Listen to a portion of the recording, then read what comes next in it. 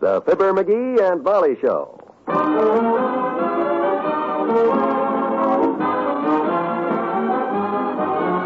Every weekday at this time, NBC brings you Fibber, MCGee, and Molly transcribed. The show was written by Phil Leslie and directed by Max Hutton.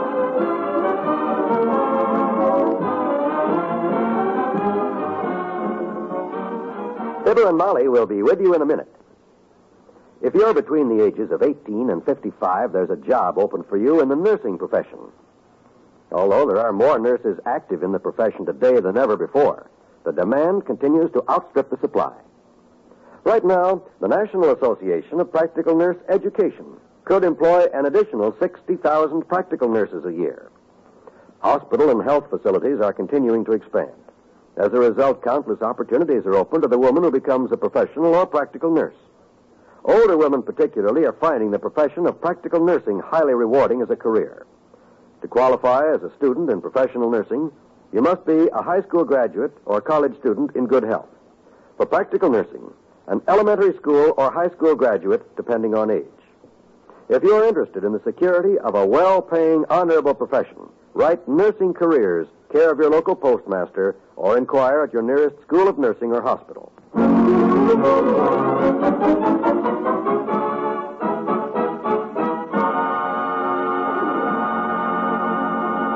This is a sad moment at 79 Wistful Vista. Because here in the living room, waiting for the verdict of the surgeon, the tree surgeon, on the fate of the old oak tree in the front yard, we find Fibber, MCGee, and Molly. For goodness sakes, McGee, stop pacing up and down. There's nothing you can do about it. The best specialist in town has charge now. I know, but gee whiz, this suspense is awful. I know how you feel, dearie. I love that old tree, too. I love every scar on it. Yep. And the holes you bored in the trunk for maple syrup before you found out it was an oak. Ah, the memories. Well, brace yourself, kiddo. Here's the bad news. Come in. Hello there, Molly, and good day to you, Blue Jaw. Oh, hello, Doc. Hello, Dr. Gamble. Sit down. Hey, what's going on here? You two look like you'd just gotten an eviction notice. No, nothing like that, Doc. It's just that we're expecting some bad news.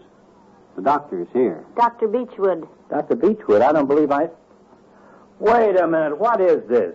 By George, this is a fine thing after all these years. Where is this Dr. Beechwood? Out in front, Doc. Up in the tree. Up in the trees? Sure knows his business, too. He shinnied up that big round trunk like a salmon up the Columbia. I see. Some emergency arose, so instead of calling old Doc Gamble, you consult a stranger. He takes one look at Leatherhead here and goes out and climbs a tree.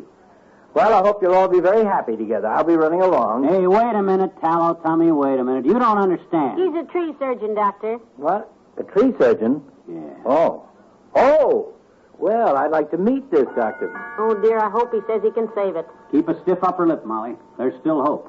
Come in. Well, I've finished my examination, Mr. McGee.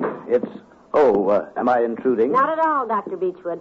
We'd like you to meet an old friend of ours. Dr. Beechwood, Dr. Gamble. Dr. Beechwood is a tree doctor, Dr. Gamble. And Dr. Gamble is the people doctor, Dr. Beechwood. Now, how do you do, Doctor? How do you do, Doctor? I take it all is not oak with the oak? It's a pretty serious case, I'm afraid.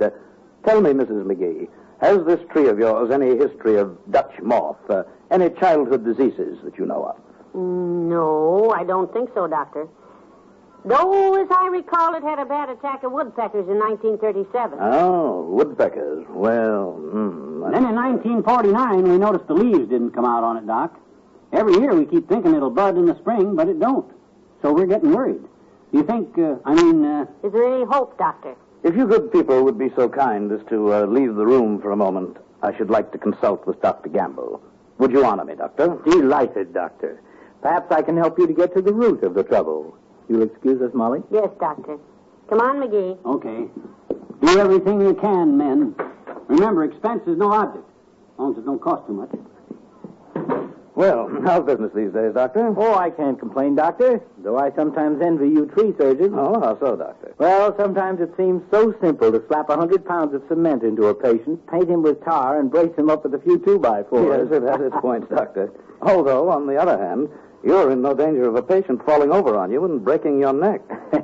Well, incidentally, Doctor, how about the oak tree out front? Does it look bad? Oh, that's not a tree, Doctor. That's a perpendicular stack of firewood. Why, that thing's better than 5-cent coffee. Well, why stall around, Doctor? Why not tell him? Looks better this way, Doctor. More dignity. Well, better call him in now, I guess. And, Doctor, please try to look more serious. We've been consulting. Yes, of course, Doctor. Come in, McGee. Well, Doc, what's the verdict? My boy, I'm afraid it's bad news. You mean? Yes, Mrs. McGee. As it must to all trees, the end has come to the old oak. Oh, sure. It has battled its way through life from tiny acorn to sturdy tree. It has stood between your home and the fierce heat of the sun. It has been a barrier between you and the tempest. But now, the birds must seek another resting place. The whippoorwill must sing his plaintive call from elsewhere, and my fee is $7.50. Oh, and it was such a beautiful tree. Ah, forget it, Molly. With that thing chopped down, maybe the paper boy can hit the front porch now and then. Well, here's your dough, Doc. Thank you. Nice to have met you, Doctor. Thank you, Doctor. See you up in a tree sometime. Good. I'll be the one out on the limb. Good day. Bye, Doctor. Ah, you'll be glad to get rid of that old dead tree, Molly. I'll call up a firewood company and let them come and cut it down for free firewood. I'll give them the whole tree just to get rid of it. Hand me the phone. I'll call up someone.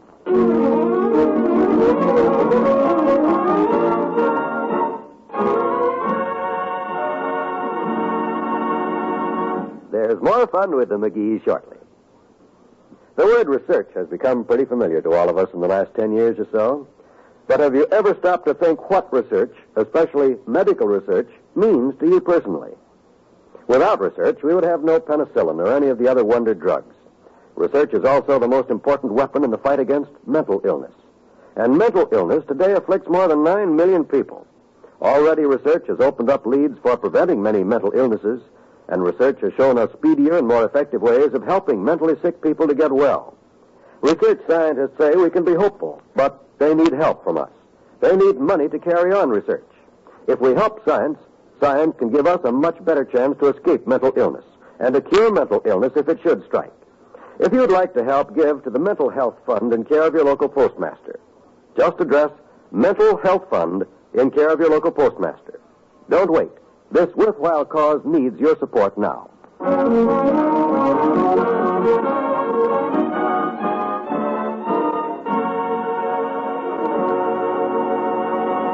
What you mean you're not interested? You're in the firewood business, ain't you? Oh, dear. Well, maybe you don't understand me, Bud. I says I got a well-dried oak tree in my yard with 8 or 9 cords of prime firewood in it, and I'm giving it to you free. All you got to do is cut it down and cut it up, and hello? They're not interested either. No. I'll check them off the list. That's the last one. My gosh, I don't know what's the matter with them firewood guys, the lazy bums. Say, we have a fireplace, you know. We could use some good firewood. Grocery boy! Hello there, kids! Put them on the sink, Mr. Oldtimer. Like I say, McGee, that tree would make a fine stack of wood for next winter. We could just... Exactly. Make a wonderful stack of wood. That's what I've been telling these guys on the phone, but you can't even give things away anymore. What are you giving away, Johnny? I'll take it. What is it? A tree. That big tree in the front. Oh, no, thanks, kids. I got a tree. 2 of them, in fact. Really? Very interesting trees, too. Bought them at the bond time. Shoe trees, they call them. Something new, I guess. Shoe trees? Oh, well, that's not the kind of a tree. Yep, got them set out in the backyard, kids. Kind of disappointing, though. I've been watering them every day for a month, and they ain't grown a shoe so far. Wrong kind of soil, I guess. Yeah, that's probably it. That's what my girlfriend Bessie said, anyways. Say, how is Bessie these days? Haven't seen her lately. Oh, she's just fine, daughter. Got herself a new job this week and made her head grease lady down at the bus barn. Head grease lady? That sounds like an important job. Was, Johnny, and she loved it. Yeah? Got fired the first day, though. Fired already? Oh, you know how some people are, kids. Just can't be trusted with a gun. You put a grease gun in Bessie's hands, and she went kind of trigger-happy on him. Trigger happy? Went around all day, chuckling to herself and shooting grease into everything that squeaked. She was getting along fine till the boss showed up. What happened? Well, the boss had one of them high, squeaky voices. You know, that sounds like a tomcat swinging on a rusty gate.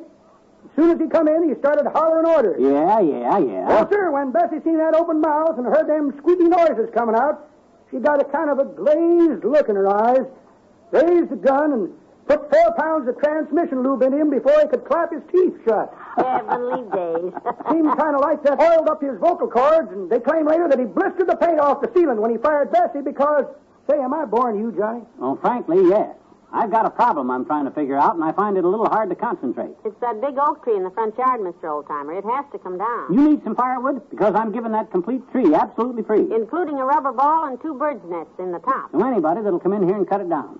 There's $75 or $80 worth of firewood in that tree, enough to last you the rest of your life. If you don't take too good care of yourself, and you'll be sure to get... He's gone. I can't understand it. The way people in this town act, you'd think cutting down a tree was a lot of work or something. Isn't it? Why, of course not. Let me see. Who else can I call? Well, you've tried all the fuel companies. Yeah, and I offered it to the phone company for telephone poles, and the match company wasn't interested. What about that toothpick factory down at 14th? No, I called them, too. They already got a tree. They just bought it in 1943, so they got plenty of wood left. It sure would make a nice stack of logs for the fireplace. I even went so far as to call a tree removal company, they call themselves. You know what they wanted? What? They wanted to charge me for it. Them, charge me for all that firewood. $60 they wanted to take that tree down. Pretty steep. Well, there's only one thing left to do, I guess. Yep. Seems to me the only way out. Good. Nobody else wants it, and I'm certainly not going to pay $60 to have it cut down. Well, maybe I could. No. I guess this is the only way out. Don't rush into it now. I'm not. My mind is made up. There's only one thing to do about that dead oak tree, and I'm going to do it. Good for you. You want me to get your old clothes for you? No, sir. Get me the evening paper. Paper? What are you going to do? Only thing I can do, Molly. Let that oak tree sit there. What? My gosh, I tried all over town. You saw how scared of work everybody is. Maybe the wind will blow it down some night, and if it falls in the street, the city will have to haul it away, so the only thing to do is to let...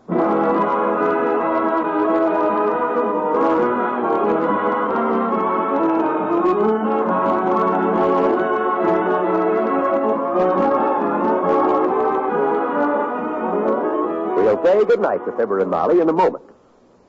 This is Bill Goodwin, ladies and gentlemen. Have you heard the wonderful new features on Bob Hope's morning radio show? Bob Hope and the Experts, for instance, provides about as many laughs as you can crowd into a few minutes.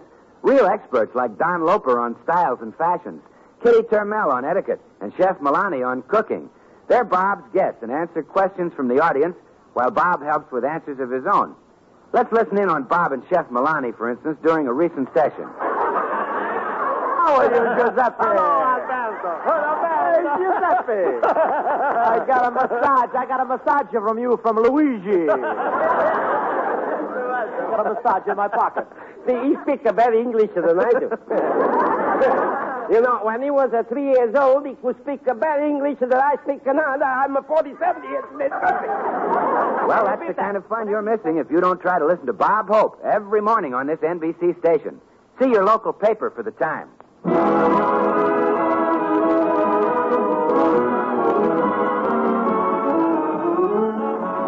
Well, of all the gall. By George, they got a lot of nerve. Who, McGee? What's the matter? Who was on the phone? That was the City Hall, Department of Public Welfare. Yeah? Seems that tree doctor turned in a report that we got a dead tree on the premises.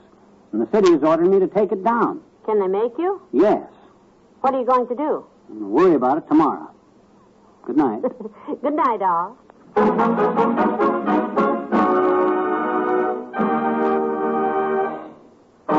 NBC has brought you the Fibber, McGee, and Molly program transcribed, with Bill Thompson as the old-timer, Arthur Q. Bryan as Dr. Gamble, and Chris O'Brien as Dr. Beechwood.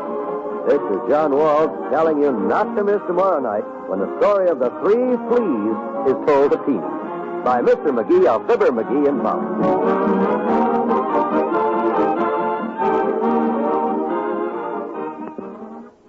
Tonight, hear a special report on the Indochina situation on the NBC Radio Network.